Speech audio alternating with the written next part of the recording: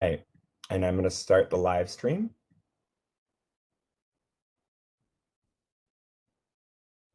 All right, we are live streaming and recording.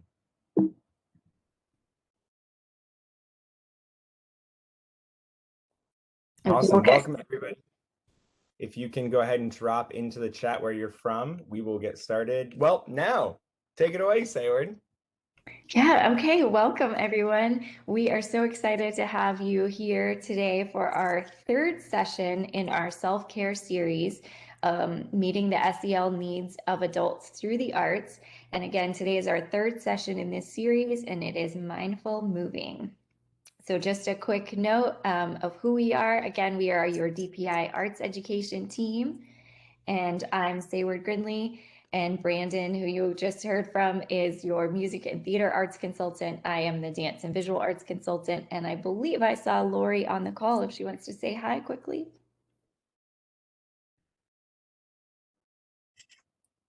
Hello, everyone. Thank you so much for joining us this afternoon. I know that you're in for a treat with Sayward. I'm thrilled that we're able to present this series to you and hope that you guys get as much out of it as we do. Thanks, Sayward. Thank you so much, Lori. All right, so our agenda for today, we'll just give you a little bit of background about self-care in this series, and then we'll jump right into our mindful moving. We'll do a little reflection at the end and give you your CEU information. Our webinar goals today include giving you tools to meet your own social emotional needs. We'll learn and talk about language and the use of imagery and positive associations with our bodies to help us be more in tune with our bodies and their needs, and help us to be more bodily aware and how that can help us sustain our bodies and our minds through daily life and teaching. And we'll make a few connections for how you can support students in this work as well. I'm going to turn it over to Brandon to give you a little bit of background information. Awesome. Thank you so much, Sayward. Just again, I just want to remind everyone that there is a thunderstorm moving through the central Piedmont. So if you're hearing any sort of delay in our speech, I do promise you that we will be back with you. This is being live streamed and archived. So if you miss anything or lose connectivity yourself, you will definitely be able to catch up with us later. So long time ago, back in 2014, our predecessors had the brilliant idea to bring together artists from all four arts areas and non-arts teachers to participate in the Arts Are for Life conference. And this was specifically crafted so that educators could rekindle, reflect, reconnect, and renew themselves in the field of education and make new connections with other educators. We've chosen to use that same model for this series, recognizing how much our educators across the state really needed some self-care tips and opportunities to take care of themselves, while also looking at ways that they can provide support to their students in the classroom. So today we are on session 3 of 8. And we hope that you are able to join us for as many of these as possible. And on Thursday, we'll be tackling some meter and some music. So this is really for you to learn how to take care of yourself, to manage your stress, and then also hopefully apply that to your students in your classroom. And without any further ado, keeping it to a swift 3 minutes, we're going to go ahead and pass it off to Sayward. Awesome. So this first slide here, you'll see just some little ways to interact throughout our session today. So when you go back through the slide deck, if you see the little YouTube icon, then that means there's a video that you can come back to and watch later for more information. The little pages icon gives you additional reading, some websites that you can come to, or articles to, again, gain some more information. When you see the chat icon, be ready to add something in the chat. We'll be giving you some things to reflect on or share. And then we've also included some connections to the standard course of study and a little icon to remind you that this is a moment where you can be ready to move. Now, just a reminder that anything that I give you today to do, you're going to do it at your own comfort level. So if you have a ton of space and you feel really comfortable moving, then I definitely encourage you to get up and do that and use as much space as you possibly can. But if you maybe don't have as much space, just be mindful of where you are. If you have some injuries or limitations physically, then modify. I will give you some modifications, but feel free to modify anything or participate only at your comfort level. All right, for our welcoming activity today, I want you to think about something that you may feel or have been told that you're too much of. So this might be something that bothers you or worries you. You think that other people think this, or you focus on it sometimes. And think about just that word that maybe kind of runs through your head every once in a while. And now I want you to think of a way to rephrase that in a positive way. So how do you take that same characteristic and make it out to be actually a great quality rather than a negative quality?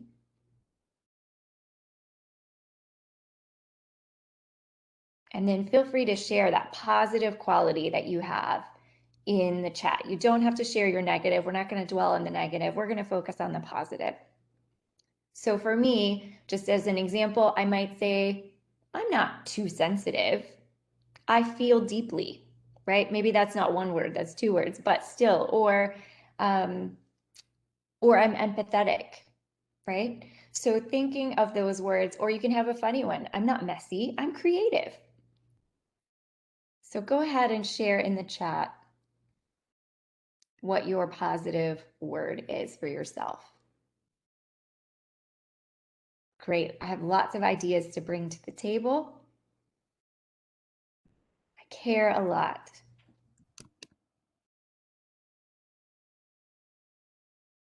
I'm consistent. Great. Keep them coming. And just as a reminder, if you're watching this recording later, you will be asked to fill out a reflection journal along the way and turn that in, but you do not need to worry about that today if you are watching live. You will still get your full credit for just being here live. Awesome. I have clear expectations. I'm lovingly concerned. I'm a perfectionist. I'm careful.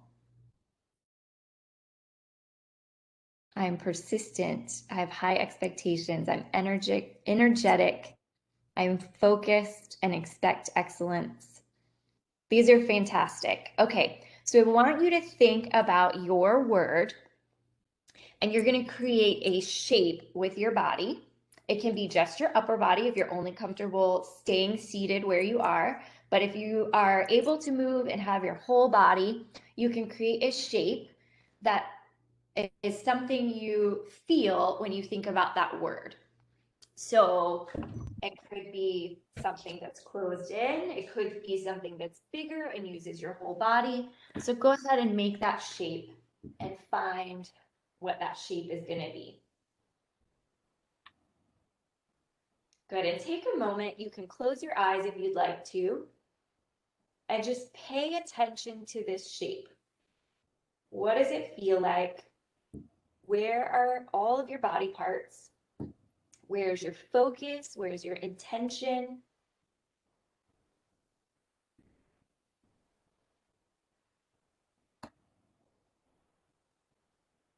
Good. So now really fixated on what this shape looks like in space, as if you were to cut yourself out. So you can even take a finger out of your shape and almost trace along as though you're outlining yourself. All right, there's me, my little paper cutout in space. Good. Now come back to your shape and visualize all of this empty space around you. That's what we call negative space. So my body is the positive space, and this space around me is the negative space. So now thinking about this negative space around you, you're going to break out of your shape and see if you can start to almost carve through the negative space. So you're carving into that negative space all around you. Good. Now you're going to almost push that space away from you. See if you can really push it out and away from your body. Good. And now imagining that you have paint on your limbs and all over, you're going to try to paint all of the space around you. So how does that texture feel different when you begin to paint the space and fill up the whole room with color? Great. Now come back to your original shape. And now I want you to imagine that you have these rays coming out of you in all different directions. And you can imagine that they are rays of sunshine, or Elsa with her icicles, or Spider-Man shooting webs out, right?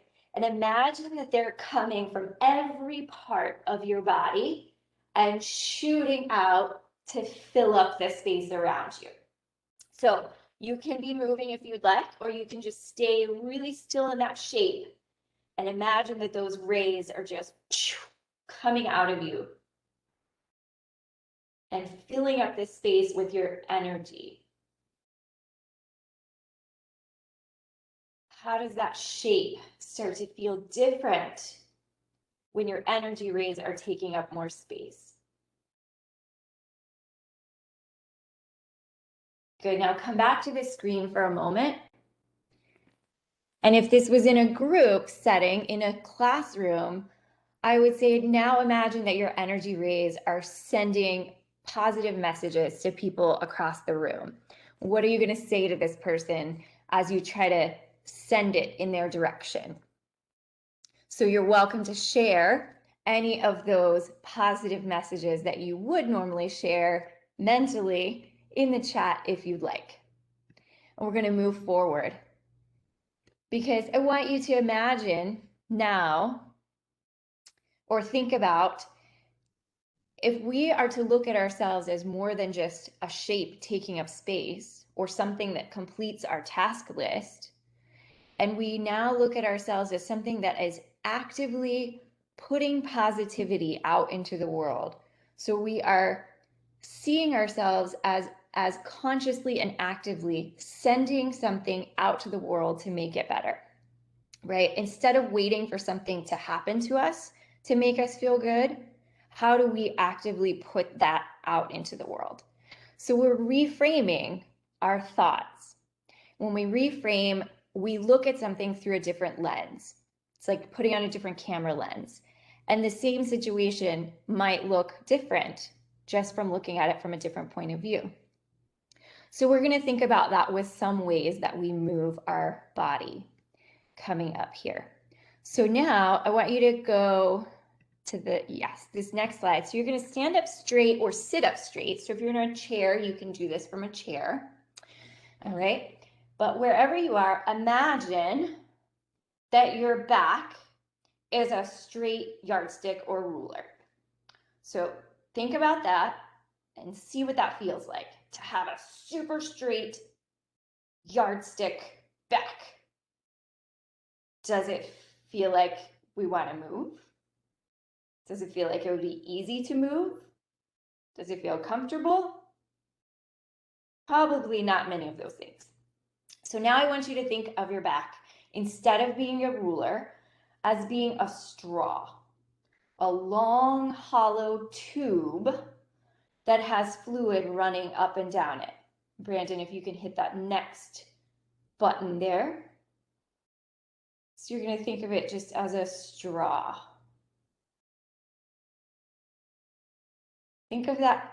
Yeah, there you go. Whoop. All right. So this straw, nope, go back. Yeah, there we go.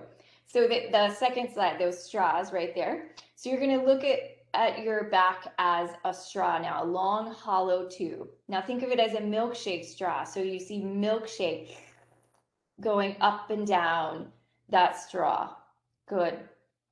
And that's the central nervous system, right? Oxygen flowing through the brain and synovial fluid going up and down so that we can feel So how does that feel different when your spine is now this fluid, hollow tube? And now look at that milkshake straw on the very end, that bendy straw. So not only is it a straw, but now it has all those little bendy shapes in it. And you can bend and move through space. And does that feel a little different? And like it's a little bit easier to move, right? So just reframing how we might think about our spine can really change a lot of things. Next thing, you can do this from sitting or from standing, but it's a little tip on the next slide for something you can do if you are driving and sitting a lot. Thinking about that hollow tube of your spine, and now imagining that your pelvis is like a bowl of water. And you're going to just tip that bowl of water forwards and backwards, side to side, one side and then the other of the legs shooting back and forth, right? So you're just rocking and sloshing that bowl of water around. And I'll tell you a little story as you're doing this.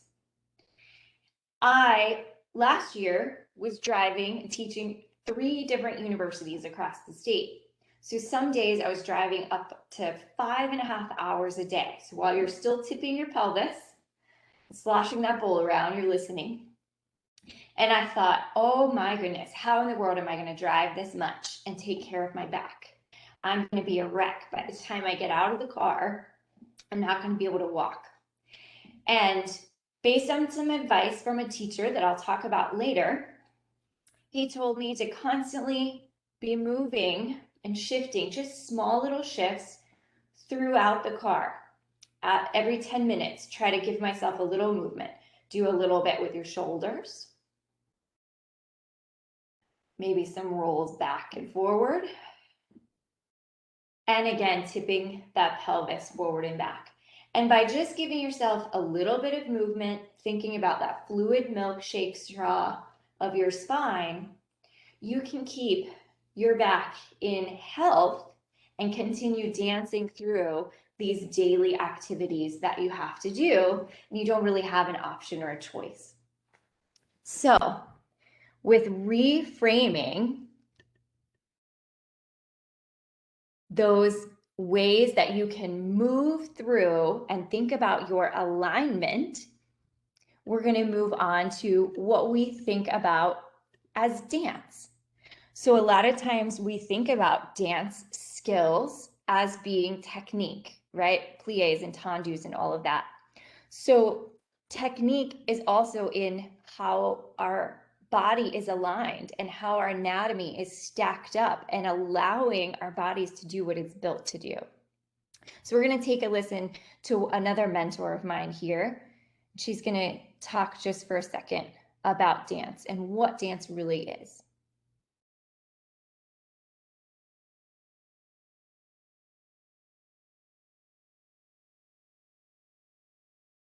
Oh, Brandon, we can't hear it. Can you? Gotcha. I gotcha. Okay. Dance should be fun. Dance should be accessible. It should be playful. Yes, we need to have skills and we need to have improvisation in every class. But most of all, dance should be for everybody and it should be a joyful, transformative experience. Great. So this is Anne Green Gilbert, and I've done some training with her as well. And I love this statement that dance is for everybody, not just everybody, but everybody can dance and can move no matter what. And it really should be about joy and having this experience. And there's a great video there that you can watch in full length later. But Anne Green Gilbert was a classroom teacher. She was a dancer previously, and then as a classroom teacher, she created BrainDance, where she has worked on research on how these movement patterns contribute to overall brain and body health for students and adults. And so there's a lot of research that has gone into it throughout her years of teaching. And we're gonna try a little bit of this out. But first of all, I want you to just mention in the chat, what are some of the different environments and populations that you see and working with in these pictures? So anything that you notice or that stands out to you.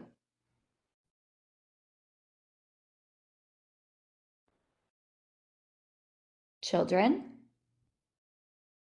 What other populations do you see? Different environments. Adults, older adults, seniors, teachers maybe. Yes, all ages. Excellent. So she has worked with children in dance studios, but in academic classroom settings, teaching reading and writing through dance. She's worked with teachers, not just dance teachers, academic teachers, to really work on these fundamental practices. And then, yes, she's worked with seniors and various populations with dementia, Alzheimer's, and Parkinson's. Small spaces and open spaces, crowded space with desks and large open spaces. So again, there should not be any limitation to when and where and who can dance. We can find ways to dance in anything and everything that we do in our lives. So we're going to talk just for a moment about BrainDance and what that is. So it is a centering, next slide, Brandon, centering body and brain movement tool based on the 8 fundamental movement patterns from early human development. So it's really based on these patterns that we all go through in our first year of life. And she's built on that.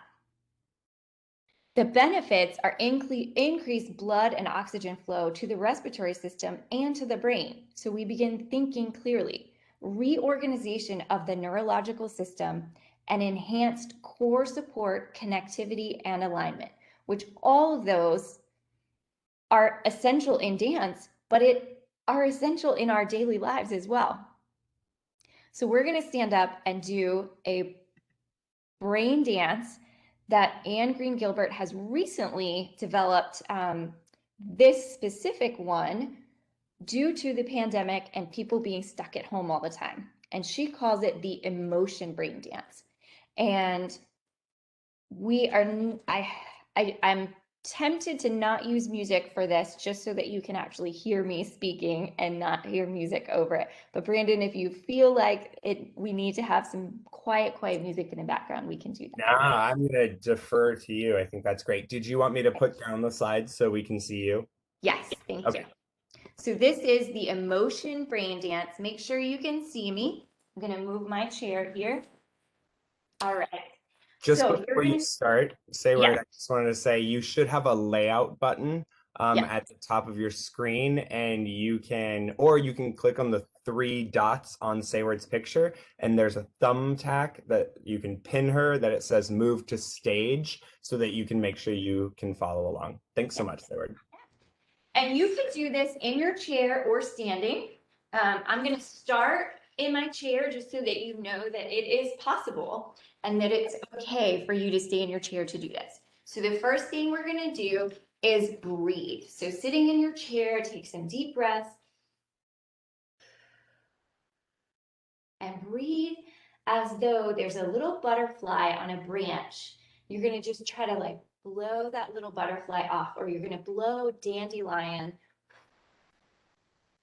out into the wind. Super gentle. You could even pick up that butterfly.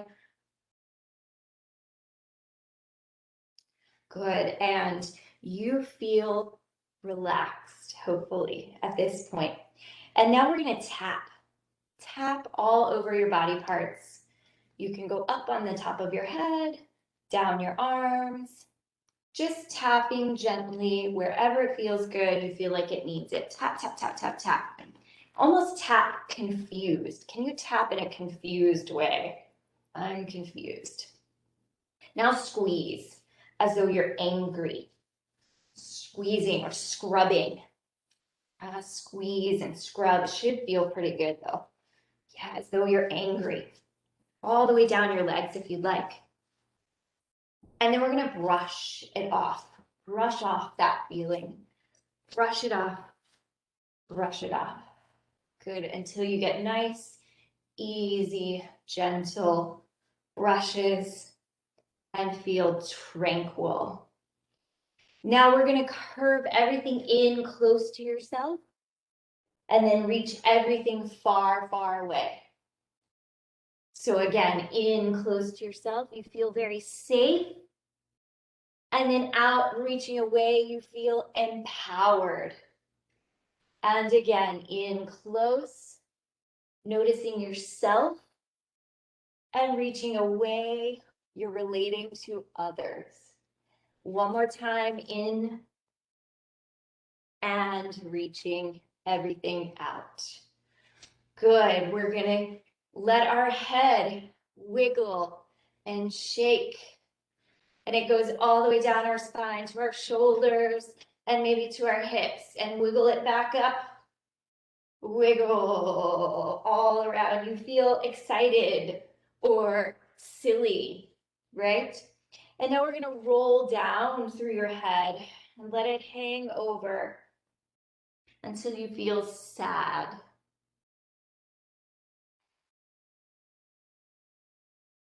And then roll it back up slowly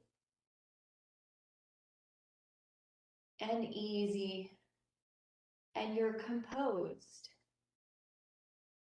Grounding the lower half of your body, you're going to move just the upper part of your body. So whether you're sitting or you're standing, everything stays grounded from the waist down. The upper part is going to try to twist. You're curious, looking all around, twisting,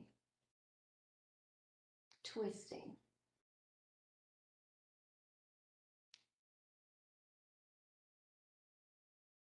Good, now keep the top half stationary and just move the lower half. You can do it from your seat or standing, and you're gonna stomp.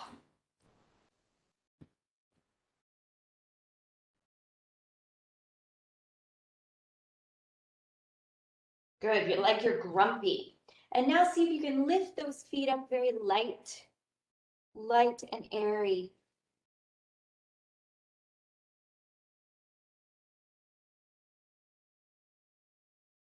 Good, like you're energized. Awesome. And hold still. You're going to now allow one side of your body to stay still and grounded. And the other side, it doesn't matter which side you choose, is going to do flicking or punching or poking movements. Good.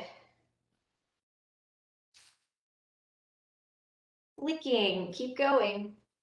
It's maybe impatient. It starts to really go and freeze. Now with the other side, so plant that side, the other side is going to do smooth, sustained, calm movements. Good, now we have to be even, so we got to go back to impatient on this side. And then switch, and let's calm the other side. Excellent. And holding everything still, you're going to now take one arm and the opposite leg and reach them towards each other. So again, you can do this standing or sitting. You're going to reach them towards each other like you're shy. Good. And try the other side, reaching cross-laterally across the body, arm to the opposite leg. Good. And now let's see if you can shake one arm and one leg like you're nervous. And then try the other side, shaking one arm and the opposite leg. Now here's a tricky one. You can try swinging. You can swing across the body, or you can swing front and back, or you can swing from your chair. But again, seeing if you can swing an opposite arm and leg. And you're hopeful with these swings. Good. Now we're gonna stay planted. You're gonna clasp your hands in front of you, hold your thumbs together, and you're gonna try to follow your thumbs with your eyeballs, but keep your face and your head still. So you're gonna try to see if you can move just the eyes, tracking those hands up and down and all around, like you're cautious. Good. And this eye tracking is really important for our eye health and developing the brain for reading skills. And then last thing, wherever you are, you're going to allow yourself to tip sideways off balance. If you are brave enough to take one foot off the ground, you can do that, or you can keep both feet on and just tip your body off balance and centered. Off balance and centered. Let yourself really take risks. Off balance and find it. Off balance and find it. You can even tip forward and up, recover. And again, forward and recovered. And now you are refreshed and rejuvenated. And that's it. That's your brain dance. So let's go back to our slides, and we're going to look now at some of the benefits really quickly and the components of brain dance. So you'll notice the first 4 patterns were breath, tactile, core distal, where we went in and out, and head tail, where we talked about the spine, right? And all of those are really important in those early stages of life, but in every day. So breath is thinking our cells breathe, right? Every part of our being, that is what life is breath. So it's important and increases oxygen to the brain and brings awareness, reduces stress. Tactile increases sensory integration. And it's really important for us to practice that all the time because it allows us to feel. Tight muscles cannot feel. Core distal makes us aware of ourselves and others and how we relate to others, or two-ness. It is the beginning of social awareness and relationships to others. Head-tail keeps oxygen and synovial fluid flowing to the brain, opening pathways for the central nervous system, and keeps our spines healthy. On the next page, you'll look at the next 4. So upper-lower activates our mobility and stability patterns and reminds us how those 2 things work together fundamentally. Body half, where we had one half of our body still and we worked in the other, strengthens and balances both sides of our body and brain hemispheres. It helps us with practice making choices and clarifying questions or decisions. Also, cross-lateral eye tracking is necessary for reading. We talked about that. And cross-lateral movement, where you cross the midline, strengthens your vertical eye tracking as well, but it also integrates both sides of the brain, getting them to work together, which is necessary for complex and robust thinking. So it really gets our brains working better. And vestibular develops where we take ourselves off balance. It develops spatial awareness, balance, coordination, and the 5 senses. It sometimes is known as the first sense. It helps us to be aware of where we are in space and how to recover from being unbalanced. Don't we all need to recover from things all the time? So practicing that is very important. Now, on the next slide, if you are interested, somebody that does this locally in North Carolina, because Anne Green Gilbert is from Seattle. So it's hard to train with her. She did come to North Carolina a few years ago when she won the American Dance Festival Distinguished Teaching Award. But Jody Cassell at American Dance Festival in Durham also trains with her and practices Anne Green Gilbert's brain dance components. And she works with teachers and school systems and students all the time. And she has an example lesson on YouTube there that you can follow along with her, and you could really do on a daily basis to give you 10 minutes of doing this brain dance for yourself or for your students. Now, all of these are also related to another philosophy, which is Betsy Wetzig's coordination patterning. So these are 4 coordination patterns that she and Anne Green Gilbert say organize not only the way we move, but the way that we do things. So we're going to try some of those for just a moment. So you can stand up or you can sit where you are and just use your upper body if you're more comfortable. So thrust. So try shooting something out forward or diagonally in a sharp forward motion, right? So that arrow of shooting something out in space, right? Almost like our energy rays from earlier that we did. And you could do it with your whole body if you wanted to move in that way. Right, good. And shape. Shape, we talked about earlier when we made a shape. These are various shapes, any shapes that you want to do with your body. You like stillness. Okay, swing, we talked about earlier as well. Any type of swing movement. Sometimes these people like figure 8s. They might be hanging a little bit.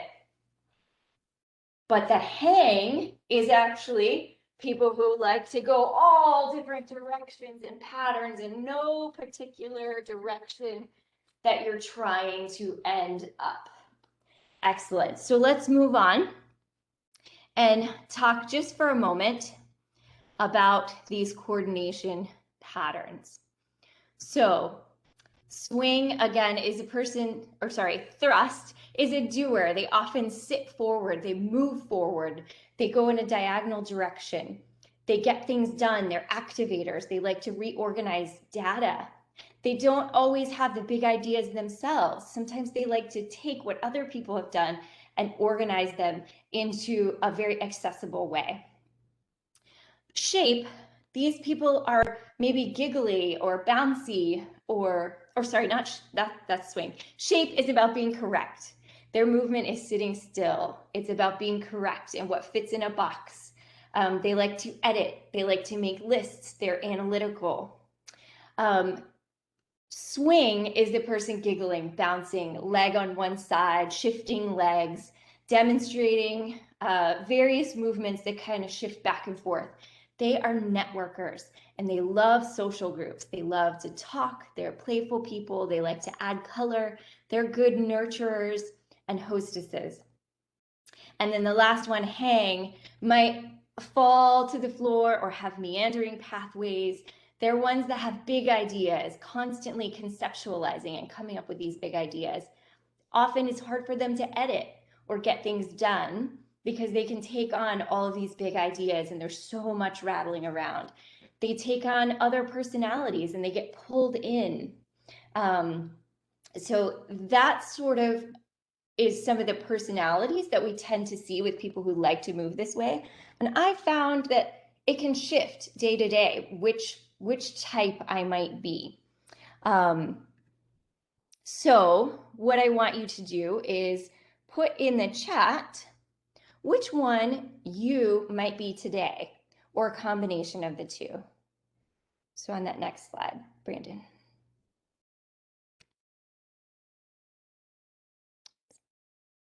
And while you're there, you're going to go back to your original shape. I'm going to back up just a little. And you're going to come up with a contrasting shape or a complementary shape. So it can be one or the other. So if I contrast this shape, since I'm in and closed in, maybe I do one that's really big for my contrasting shape.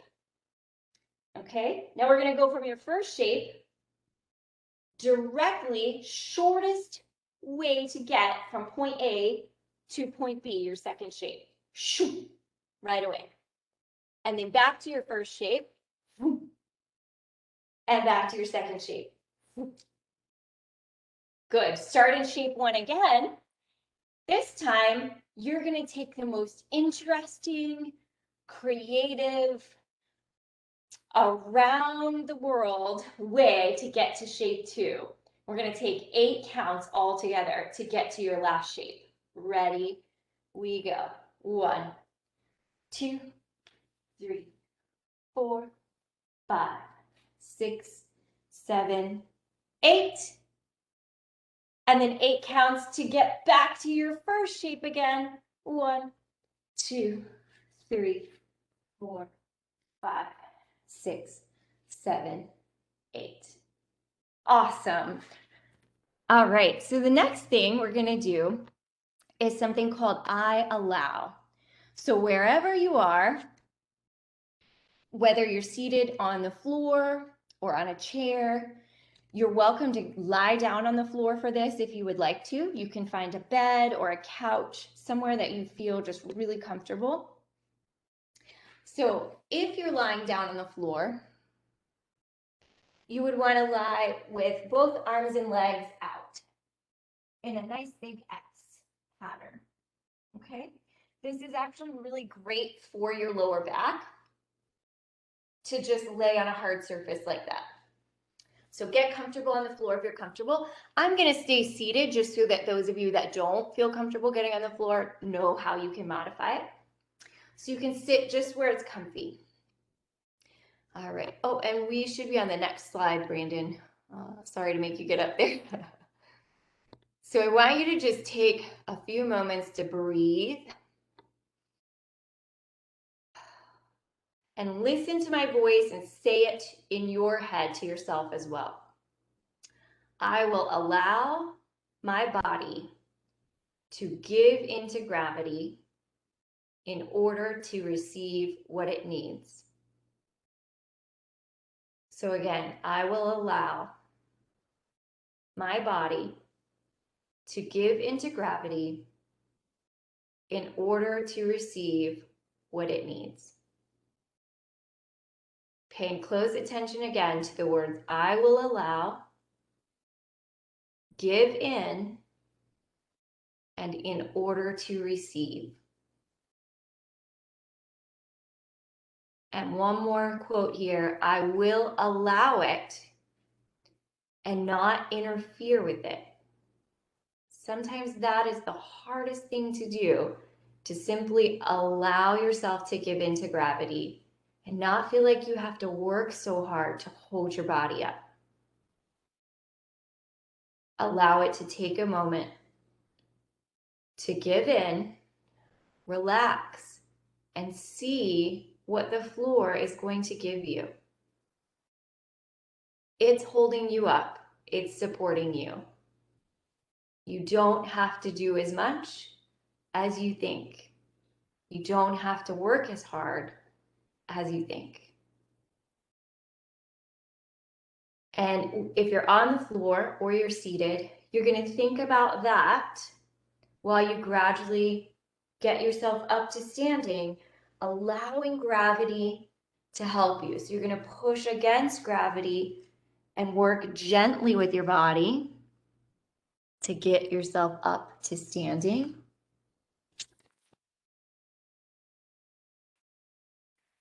And now when you're standing, see if you can move from your muscles. So your muscles are working really hard to move you through space, wherever that might be. If you're sitting in your chair, you're just moving arms and legs where you are, but the muscles are working so hard to move you through space. Good. Now, how does it feel different to move from your bones? Allow the bones to lift you or move you through space. Good. So allowing your skeleton to hold you up and support you. And yes, we're still using our muscles, but it's imagining that it's coming from that place and being more aware that the skeleton is also there to support us, right? And everything doesn't have to be held and gripped. so much. So this statement and much of the work that I did in the beginning with the hollow tube is taken from another teacher that I've trained with, Bill Evans. And his guiding philosophy or themes that he does throughout all of his teacher trainings are embracing change, honoring personal uniqueness, dancing as an experience of the human spirit, that you do not have to be some trained dancer in order to be able to experience it, that it's human, and to seek clarity through specificity and cultivate a community. And if you think about some of those things, they really apply to all of our classrooms, right? And as we talk about the word dancing on this next slide, talking about him as well, what is dance? Well, dance does not have to be formal dance in the way that we are thinking about it. I want you to think about dance as presence and a way to be fully present in all that you do. So as teachers, how can we dance through our daily lives? Be open to all of our senses for awareness and truthfulness and honesty with our body, right? To make it enriched. So there's a few things that he's said about his training, that he's fully present in his mind and body at the moment when he's dancing. He feels vibrant in each cell of his body every second, and all of his senses are equally intense. He finds absolute value in the absolute truth of moving through space. And on the next slide, you'll see that Bill Evans actually, this is a quote from several years ago, where he said, "In my most recent physical, my doctor told me I have the body of a 55-year-old, even though I'll turn 70 in April. I still dance every day." Well, now he just turned 81 a few weeks ago, and he is still dancing every day, and his doctors still tell him that he is almost 20 years younger physically than his actual age. So for him, he says his secret to staying younger is to move or dance through his daily activities every day. So he taught me the thing with the pelvic tilt in the car to keep my back healthy and safe. And it was the biggest life changer for me after dealing with back pain for 20 years. So he says, dance is primarily an activity of the human spirit and a personal regeneration practice. So some other people that are dealing with age and dance are a group of neuroscientists, dance faculty, physical and occupational therapists affiliated with Wake Forest University. And they've been doing research specifically on the benefits of structured improvisational dance on the brain, including using brain scans before and after movement sessions. They work mostly with populations that have neurodegenerative diseases like Parkinson's or Alzheimer's, but they have also worked with younger populations as well. And their findings have been fascinating. So if you want more information and learn about some of that research that's going on in our state, you can click on those links on the side.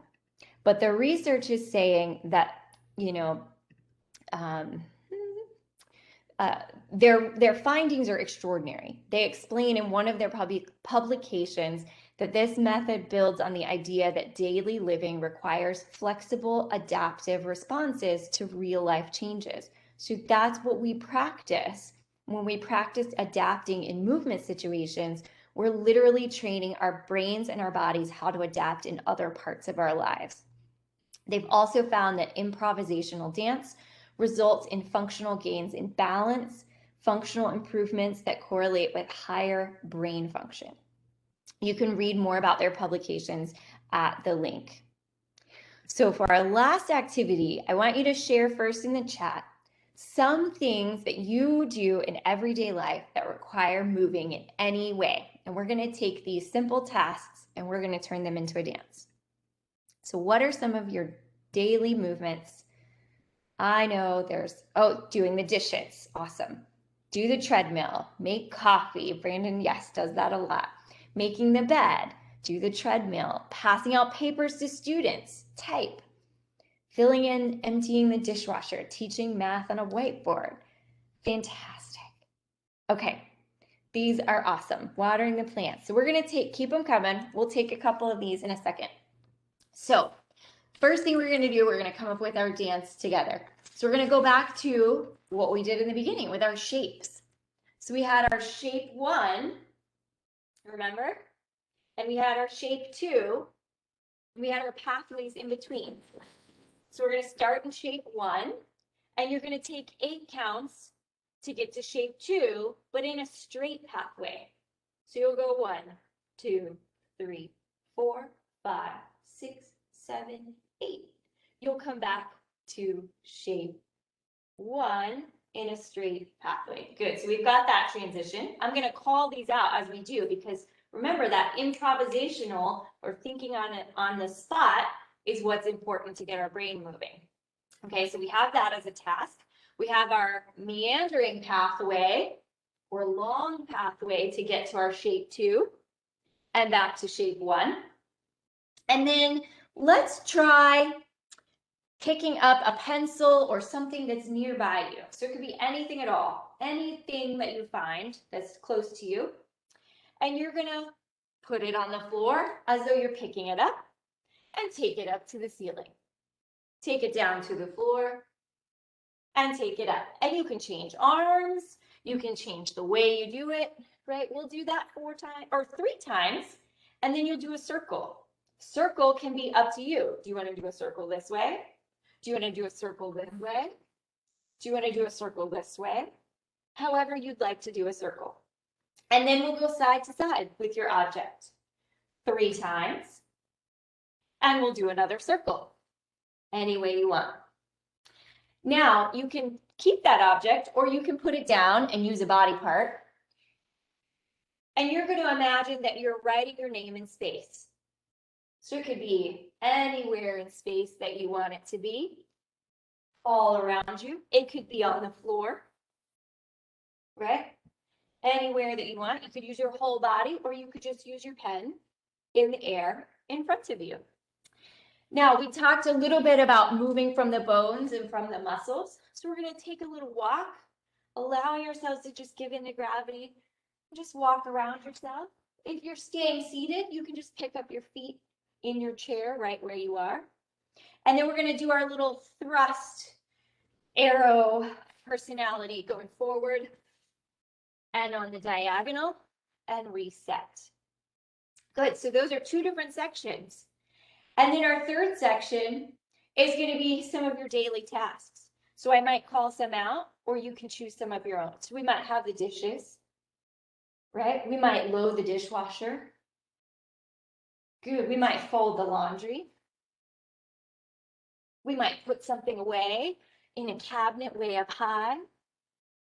So we'll touch base on all of those. So I'm going to call things out. We're going to play this music. Brandon, do you think you could play that music for me? Or do you want me to play it? I can do it for you, no problem. Okay, perfect. All right, I'm going to try to speak up so you can hear me. You're going to start in your first shape. Let me show you, it's okay. So you'll start in your first shape, and we'll take a direct pathway to get to shape 2, but you're going to try it nice and slow. So shape 1.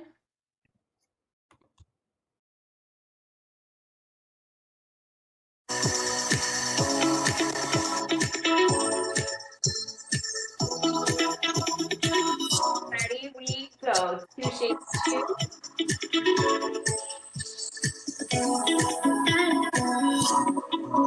Good, back to shape 1.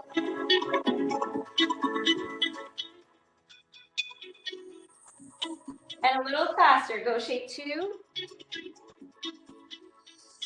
Shape 1. And now a meandering pathway to get to shape 2. And meandering to get to shape 1.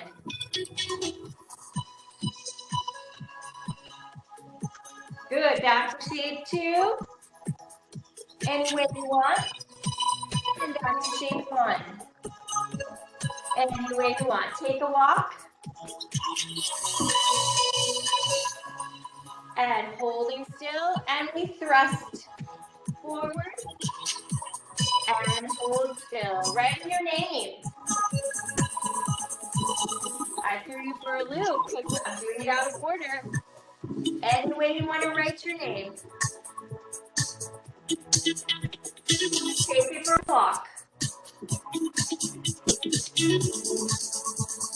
Forward arrows. And hold. Picking up your object. Squeezing it down. Up. And down. And up. Any way you want to take it down. And up. Make a circle. And side to side.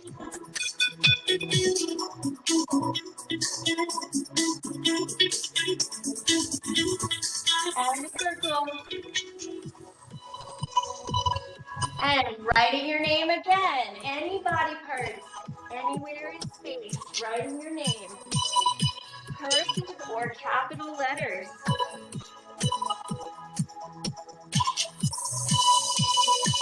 Can you write in another direction? Maybe up in the ceiling. Or with your knees. Could you try cursive with one hand and straight letters, print letters with a foot?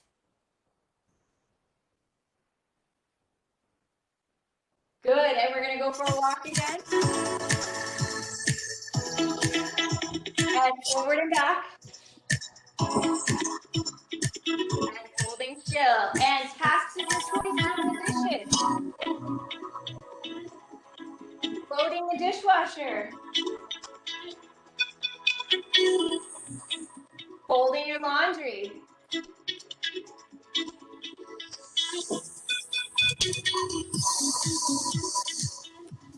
Putting things away.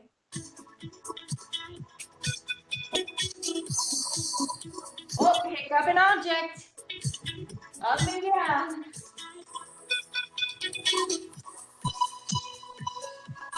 And make a circle with it. And side to side.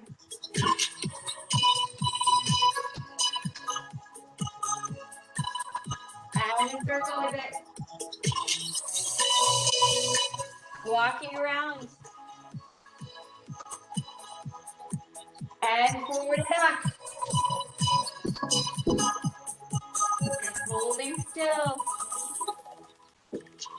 Go to your first shape. And slowly, any pathway you want to get to your second shape. And hold it. And back to your first shape. Now we're going to be our ending pose. Get to your first shape.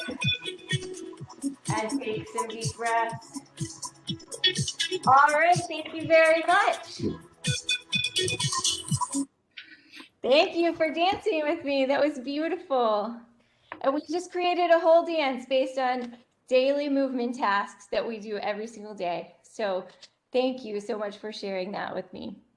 For our last optimistic closure, take a second to think about anything that we learned today that you could use somehow with your students for a 2 to 5 minute either centering or SEL activity. It could be a welcoming activity or an optimistic closure or something that might relate to your content. But how could you use anything that we've done today with your students? Great. Brain dance during morning meeting. Yes. Highly recommend.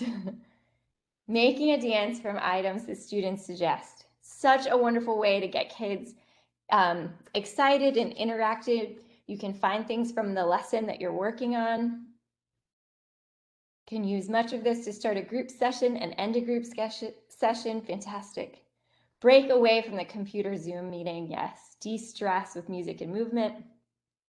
Liked when you had to only use one side of the body to move and thumb tracking. Sequencing and patterns. brain breaks, stretching while drawing. Fantastic. Awesome. Thank you all so much. Motor coordination, bringing the group back to focus and recenter. Yes. Chair dance, brain dance to take a break from intense thinking. And the key is it's actually also activating their brain at the same time and waking it back up. Awesome. Oh, this is super exciting. Thank you. Dance with the paintbrush. That's one of my favorites. And I do that with ages 3 all the way up to senior adults, like that we put paint on different body parts and paint through the space and wipe the paint off. It's a wonderful 1-minute thing that you could do. So I'm happy to answer any questions. And if not, we can move on to your CEUs. Excellent. And as always, we will stay on at the end for anyone who has specific questions that come up here at the very end. We have your survey right here. Please go ahead and fill it out. Please do ensure that your email is correct. Double check it, triple check it, so that you are automatically sent your participation survey. Also, ensure that you choose the correct session for today. Today's session is mindful moving. Of course, you know that we've been moving, but just make sure you click the correct link there. Also, we wanted to just let everyone know that it is possible to earn a digital badge for this series, just like it was for the Feedback Buffet and Making Lemonade series. If you attended or have watched the Teach Happier webinar on April 20th, it's in the archives if you have not seen it. But and then the Mindful Classroom will be on May 20th, and then we have 3 additional sessions of your choice from the remaining sessions. And then we'd love to have you participate in those A+ University videos as well. And if you go to the slide deck here and click on this image, it will take you to that request form. And of course, I will send that out to everyone at the conclusion of the series. The North Carolina Museum of Art has an online course all about art and SEL. And this happens over the summer if you are interested. The North Carolina Symphony is doing musical meditations where their symphonic works are being partnered with video from the Carolina State Parks and the Department of Natural and Cultural Resources to develop a meditation tool. All of them are 5 minutes or less that you can do with your students or on your own, or, at Thursday's session with me. And then, of course, all of these resources from North Carolina Department of Public Instruction, Arts Ed. And so we have our own webinars specific to integration of arts and SEL in the classroom. And we can't wait to see you next time. So we will end the recording and the live streaming now. And if anybody has any additional questions, you are welcome to stay.